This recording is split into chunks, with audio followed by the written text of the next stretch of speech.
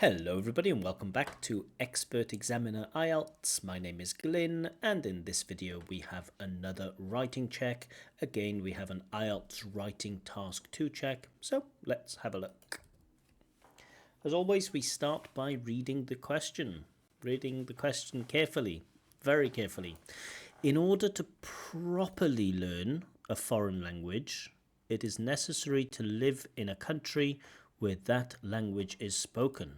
So if you want to learn English properly, you have to live in the USA, in the UK, in Australia, in New Zealand. If you want to learn French properly, you have to live in France, Canada, Quebec, and some Algeria, and maybe some African countries like Morocco, perhaps. Anyway, so to what extent do you agree or disagree with this statement? There should be a question there, question mark. To what extent do you agree or disagree with this statement? So it is not discuss both sides, it is a to what extent do you agree or disagree. Now the best way to deal with this type of question, the best way to deal with an to what extent do you agree or disagree, is to choose one. Either you agree with the statement or you disagree with the statement. Now, if you agree with the statement, body paragraph 1, reason 1 why you agree. Body paragraph 2, reason 2 why you agree. Conclusion, summary. Pretty easy. This is not a discuss both sides so you don't need to talk about one side and then talk about the other. This is a to what extent do you agree or disagree, and so make your life easier, pick one side, agree or disagree, and then write your essay this way. But okay, nope, not that, yes. Let's get back into the essay. Sorry. So, let's see what we get in the introduction. Do we get some background information? Do we get a reference to the question? And do we see if the candidate agrees or disagrees? Let's see. According to some, comma, oh, cool, I like that, some instead of some people, cool. Learning a foreign language while living in a country where it is spoken. Okay. Living in a country where it is spoken, pretty much the same as the question, is the best method to achieve effective outcomes. Well, effective outcomes sounds very general here. You might want to link it to effective outcomes of language learning or something like that. But okay, maybe it's obvious. Yeah, maybe it is obvious. I firmly agree. Cool, I like this firmly agree. It's nice, natural language with this statement.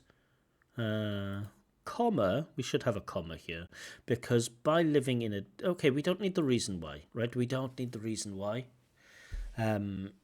If you're going to give the reason why, give the two reasons why. But we don't need to explain our point here. We want the thesis statement. We want to know what you are going to say in the essay. We want to know your position, but we don't need an explanation of your position in the introduction.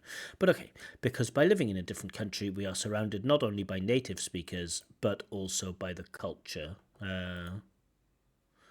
Okay, not sure about this comma. We have an elliptic clause here, but okay, doesn't matter.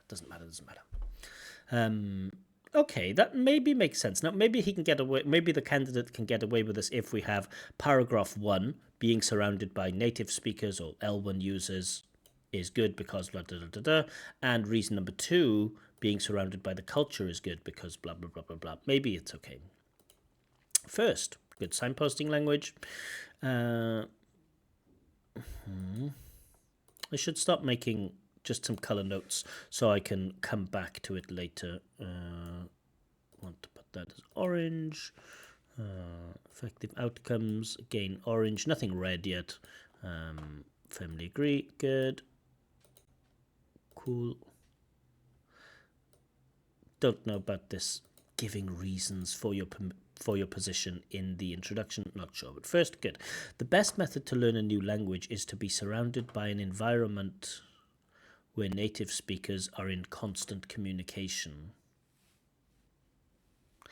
Can you be surrounded by an environment? I don't think so. You can be in an environment, but I'm not sure that you can be surrounded by an environment.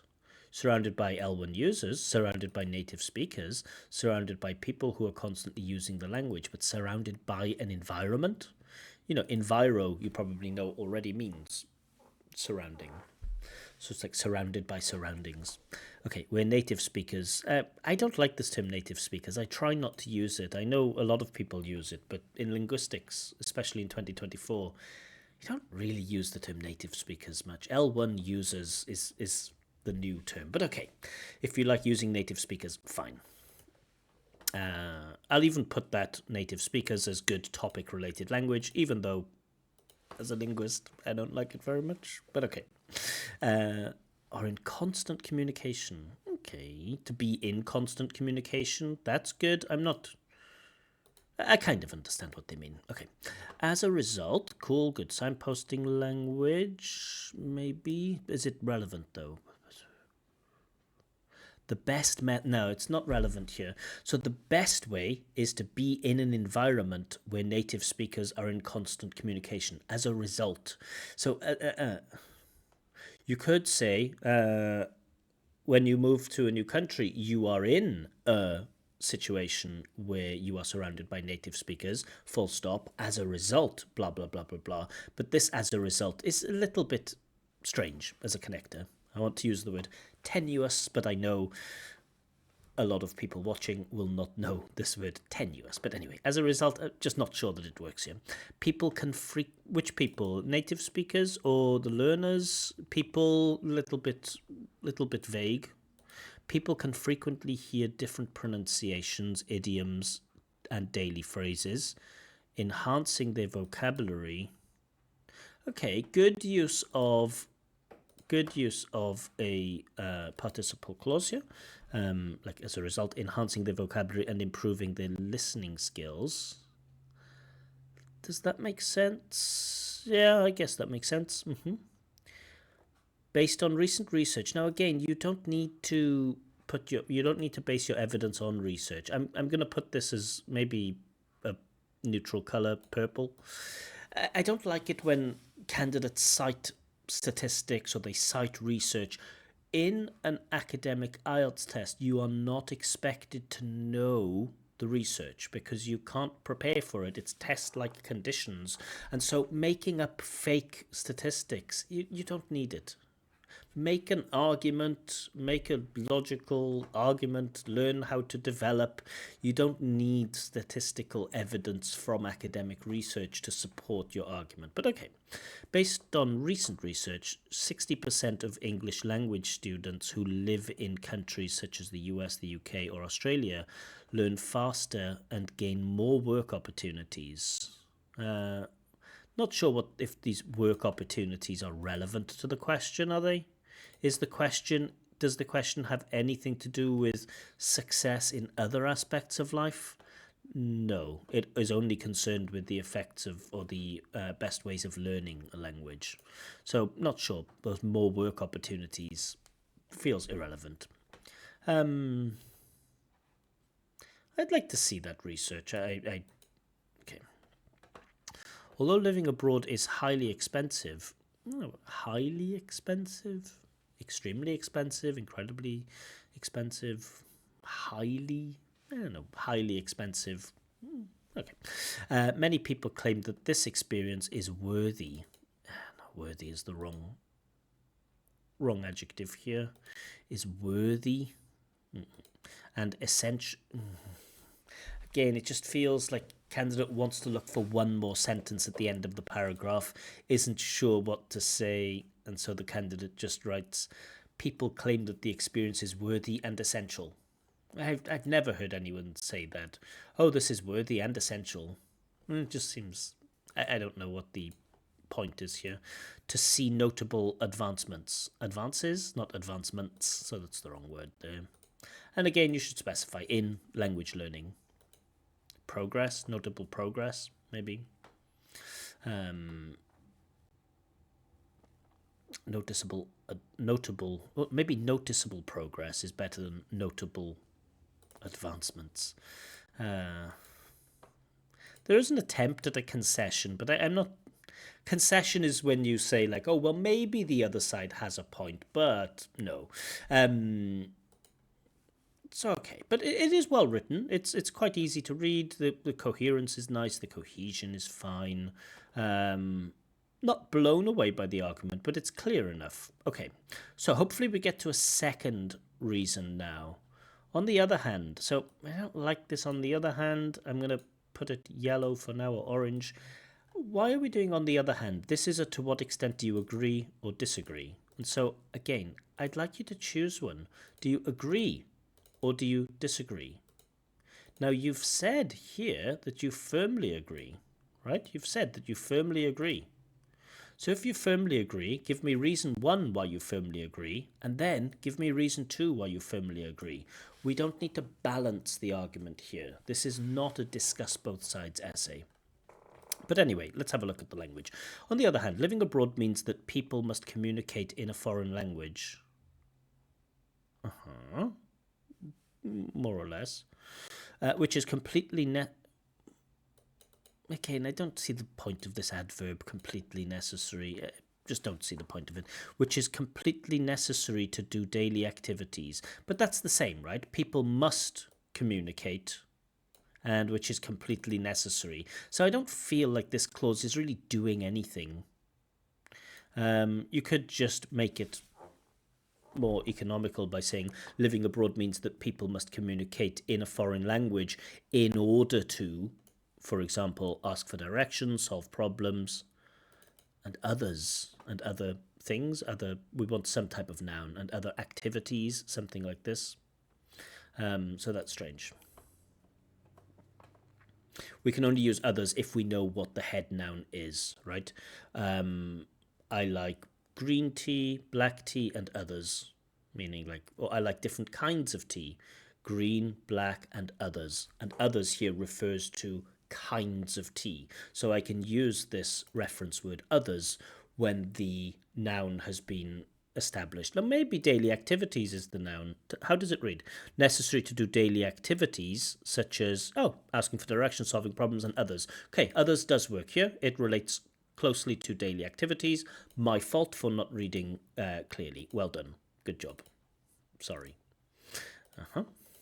Moreover. I'm not a big fan of moreover. I always say that on this channel. I don't like moreover, but it's absolutely fine.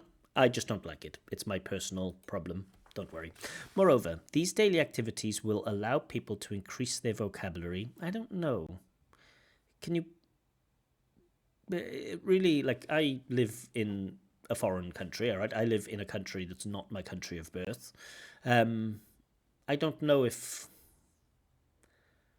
like asking for directions helps you to improve your vocab. I don't know. Maybe it does. I mean, it certainly gives you speaking practice, that's for sure. It certainly forces you to improve your communication skills, and I think that's a more obvious benefit. So I don't know about increase their vocabulary. I think there are other benefits that are more obvious. And gain more confidence to speak fluently. Absolutely agree with that. Definitely. Good language there too. In contrary. Maybe nevertheless. No, I don't like in contrary. Nevertheless, maybe. On the contrary. I guess Google Docs wants me to say on the contrary. In contrast. Nevertheless, on the other hand, or it is highly likely that in contrary, there just seems to be a lot of jumping around. So it's like good, bad, good, and now we're going bad again. In contrary, it is highly likely that individuals who study in their countries learn many vocabularies. A lot of vocabulary. Vocabulary in this context is an uncountable noun, so we don't use it in the plural, we don't use it with many. Okay. I'm getting confused by the logical flow of the essay here, right? So we have, let's break it down. This says living in a foreign country is good. This says living in a foreign country is expensive, but it's good. This says, on the other hand, which suggests now we're going to talk about downsides of living in a foreign country, but then we have things that are good about living in a foreign country. So the logical flow really is confusing. And then we get, on the contrary, it is highly likely that individuals who study in their countries learn a lot of vocabulary and essential skills, but without practicing frequently like other international students. So I don't know what this in contrary means. Why not like in addition to this? Because you're just adding another point, right? You're not. There's no contrast there. So the cohesion is confusing. But without practicing frequently like other international students. Why have we gone to international? Like, why is the focus now on international students? I thought we were just focusing on people. Oh, I guess they could say students of a language. Okay, fine. By studying abroad allows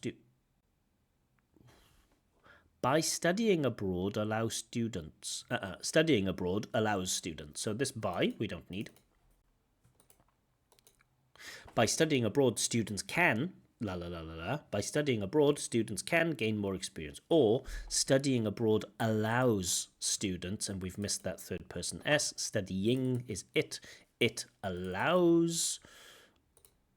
Studying abroad allows students to gain more experience with the foreign language. But again, what does it mean to gain more experience with the foreign language? Can we be more specific here? This isn't detailed. And enhance their skills by a constant enhanced skills with maybe constant interactive learning. I don't know, by a learning sounds odd. So just losing the idea a little bit here. It's a bit confusing. And it's very strange because some of the language is very strong and suggests that the candidate has a very strong foundation in the language, right? People can frequently hear different pronunciations, idioms, and daily phrases, comma, enhancing their vocabulary and improving their listening skills, maybe. So that suggests like the candidate has a strong foundation in grammar. But then later we get a sentence like, by studying abroad allows students to gain more experience with the foreign language and enhance their skills by a constant interactive learning, which suggests that the candidate doesn't have a strong foundation in grammar. So strange, odd. I wonder if the candidate perhaps is using some technology to help them. I don't know. Okay, in conclusion, good signposting language, nice. In conclusion, people gain more opportunities to learn a new language correctly if they live where this language is spoken. Okay, so we're copying the language from earlier, from the introduction and from the question, especially if they are surrounded by this environment. Again, we've just copied the same language. We've just repeated the same thing. I don't like that copying. Live where the language is spoken. I don't like that copying. We want to summarize arguments, not just repeat, but we need to summarize. And again, surrounded by the environment of frequent communication. In addition, learning a new language is completely necessary. Again, we've had this completely necessary before. So again, we're just repeating exactly the same language to live normally, considering all common day life activities. So I don't see this as really a summary. I think they've just, almost copied and pasted from different parts. So quite a weak conclusion there. But okay, candidate certainly has a lot of positives in their language. Let's give some marks. Task response. I need to think about this.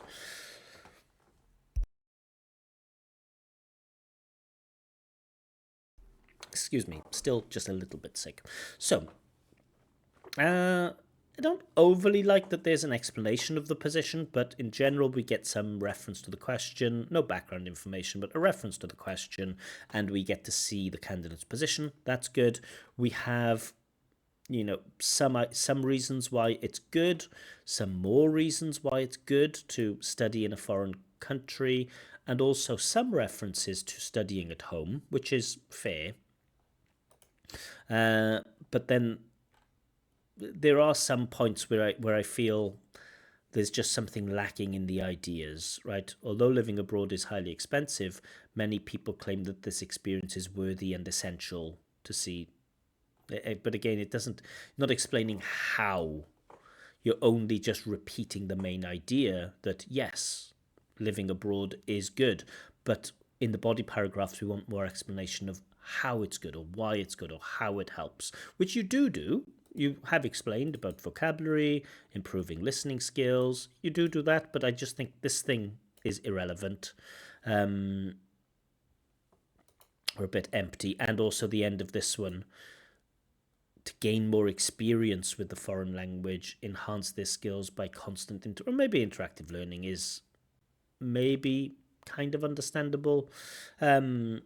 Conclusion is weak though, so I think task response I will give a 6 for this overall. Lexical resource. We have a lot of good lexics. I mean, there are some slips in there, like listening levels instead of listening skills. Maybe could improve your listening level, maybe, but I like skills more. Worthy is just a bit wrong. Essential is a bit off. Notable advancements really should be noticeable progress, I think. But we also get some nice stuff. We get good collocation based on recent research. That's nice. Native speakers is topic-related language. To be in constant communication using zero article. Okay, that's grammar, but constant communication is a good collocation. Daily activities. Speak fluently. We get some problem with form, like vocabularies. So yeah, there is some good stuff there. Without practicing frequently. Enhance their skills. So language connected to improvement is good. So I think we can award the 7 for lexical resource. I think there is enough there. Oh, sorry, I've missed one of the criteria. Coherence and cohesion. So this one for me is, I think I can just give the 6 immediately. So first of all, the logical flow, the paragraph structure is good. So from paragraph to paragraph, it's good. But the coherence and the cohesion within the paragraph is a little bit strange, where you get this, and then you get the although, and then you get the on the other hand, but it's not really talking about things that are on the other hand, and you get in contrary, but it's not really talking about any type of contrast. So there is a lot of signposting language there, and some of it is good, like first and in conclusion, but some of the signposting language is kind of like a lie, right? It's like, okay, great that in your city you have a signpost that says restaurant this way, but in reality the restaurant is that way. And it's like, well, it's cool that you have the signpost. The signpost is good, but the signpost needs to point to a different direction. And I feel that is the case here. I like the use of the participle for cohesion. That's good. So there are, not just talking about discourse markers, but other cohesive devices, other ways of making the text one consistent, understandable text. There are some of those good features, but as I mentioned, because that signposting language often faces the wrong way, that's why I award 6 for coherence and cohesion. Finally, let's get to the last one, grammatical range and accuracy. Again, another tricky one.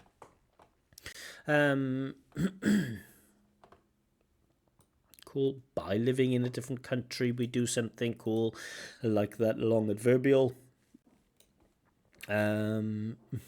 Passive voice, we are surrounded, we get not only but. Cool.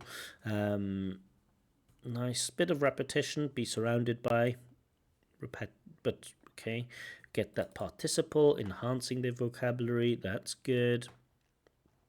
We have some nice subordination, although although living abroad is highly expensive, many people claim that this experience is so that's a nice complex sentence.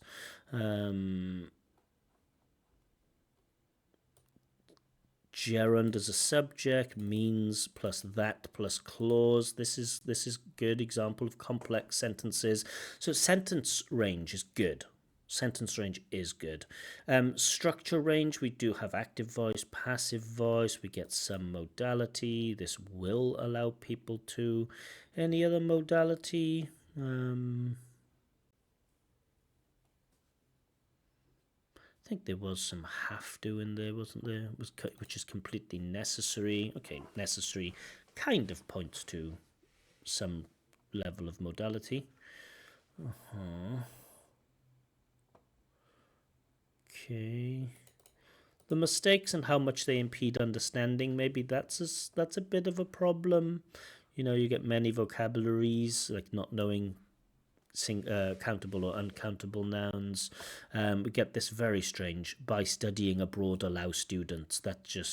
I think the candidate is between two constructions, maybe. Like, by studying abroad, students can or studying abroad allows students to So maybe the candidate is between two constructions, but it really, that leaves a bad impression. Constant interactive learning. Mistakes with articles are not very frequent, but there is one there. And a lot of repetition where this language is spoken, but okay, that's maybe more vocab than anything else. I think maybe we can award 7 for grammatical range and accuracy here too. I don't know, maybe sometimes I think I'm too harsh with my marking, that I'm too strict, that I give people bad scores. Other times I worry that I'm too generous with my marking, but who knows. But okay. Overall, that gives us a 6.5, and I'm certainly satisfied with 6.5. I feel like reading, if I just read the essay through without thinking much, I would probably say, yeah, that's 6.5. And so the fact that the scores check out as 6.5, cool. What advice would I give to the candidate? Obviously, coherence and cohesion. Make sure that your signposting language points in the right way. Also, be careful with this, the contrast and stuff inside inside paragraphs. Do we want to add contrast here? Yeah, but mostly that point about coherence and cohesion, make sure that those words, on the other hand, like by contrast, although, and so on, make sure that they're pointing in the right direction. And the other one with task response, yeah, I would say learn how to write a conclusion. There's a lot of free resources available. There are a lot of free resources available on how to write a conclusion. You're just copying language from the introduction. It's very noticeable that the skill of writing a conclusion is lacking. Again, I'm not here to tell you how to write that conclusion. I'm only here to tell you that this conclusion is weak, and my advice to you is to learn how to write conclusions. Yeah, and also maybe think about information that is irrelevant or information that doesn't really tell us much if you want to get to that advanced level. And I think you probably have the language to get there. Grammar vocab, you have the grammar vocab to get to advanced. It's just this thing of exam technique or writing an academic essay, trying to avoid like irrelevant bits of information or empty bits of information.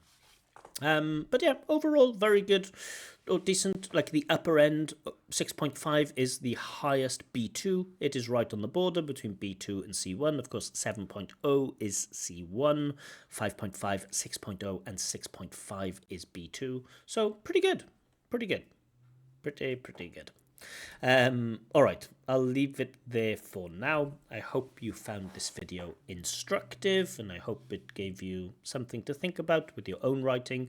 Of course, I am doing free writing checks at the moment, so if you'd like me to check your IELTS writing, task 1 or task 2, everybody sends me task 2, but if you'd like me to check your task 1 or task 2, you know how to contact me. Information is given below. I'm also, of course, doing free mock speaking tests. I have a lot of requests for the mock speaking tests at the moment, but if you are interested in having a free test with some feedback, again, you know how to contact me. I'll leave it there for now. Have a wonderful evening or day wherever you may be, and I'll see you again. Bye bye.